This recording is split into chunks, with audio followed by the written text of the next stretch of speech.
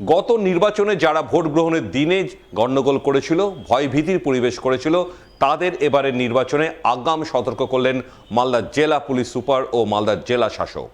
একই সাথে তারা বিভিন্ন স্পর্শকাতর বুথ পরিদর্শন করে এবারে নির্বাচনে সেই সমস্ত বুথ এলাকার ভোটারদের নির্ভয়ে ভোটাধিকার প্রয়োগের ব্যাপারে আশ্বস্ত করলেন তারা। রবিবার মালদার জেলাশাসক রাজেনবীর কাপুর এবং জেলা পুলিশ সুপার অনুপম সিংয়ের এমনই তৎপর ভূমিকার ছবি নজরে এলো পুরাতন মালদায়।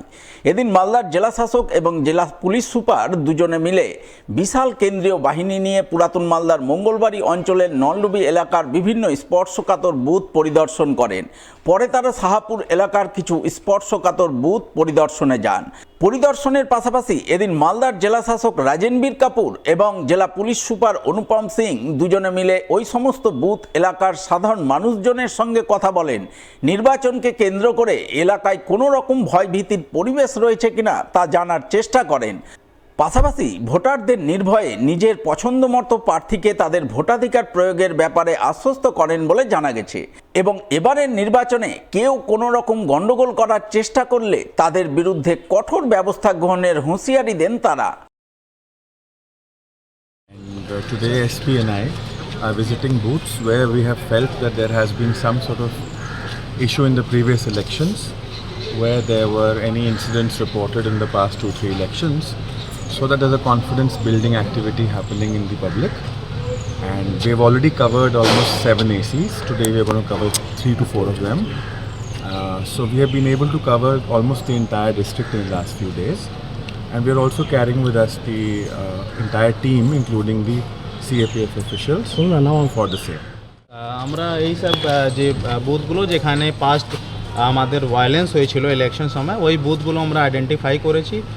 শুধু ওই বুথগুলো নেই, ওই এরিয়াতে আমি ডিএম স্যার এসে গেছেন, আমরা ঘুরছি যাতে মানুষকে এই আশ্বাস দিতে পারি কি আপনারা ভয়হীন হয়ে ভোট দেবেন। আর যে লোকটা কিন্তু যদি কোনো প্রবলেম ক্রিয়েট করেছিল, ঝামেলা করেছিল, ওদেরকে আমরা সখ্ত কিন্তু সন্দেশ দিতে এসেছি কি এইবার কিন্তু যদি গন্ডগোল করলেন তাহলে কিন্তু ওনাদের বিরুদ্ধে শাস্তি হবে। ওনারা ক্লিয়ার আমি ওনারা অ্যারেস্ট হবেন যদি ঝামেলার মধ্যে যাবে। আর নর্মাল ভোটার যে আছেন ওনাদেরকে বলবো কি আপনারা ভয়বিহীন হয়ে এসে ভোট করুন। আমরা প্রশাসন পক্ষ থেকে আমাদের পুরা প্যারামিলিটারি ওনার মধ্যে একটা পজিটিভ বিশ্বাস নিয়ে এসেছি কি আপনারা ভয়বিহীন হয়ে এসে ভোট করুন। তাই জন্য আমরা এই সব এলাকাগুলো ভিজিট করছি।